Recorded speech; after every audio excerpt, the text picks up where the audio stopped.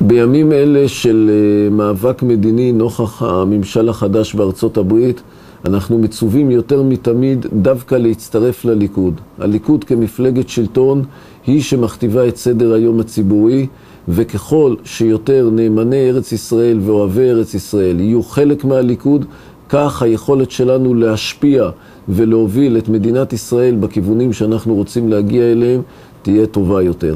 חשוב להדגיש, לא כולם בליכוד חושבים אותו דבר, לא תמיד זה קל, הרבה פעמים זה נראה יותר נוח להזדהות עם מפלגה סקטוריאלית קטנה שיכולה לעמוד לאורך זמן ארוך על אותן עמדות, אבל חשוב לזכור שבסופו של דבר ההשפעה האמיתית היא רק בתוך מפלגה גדולה.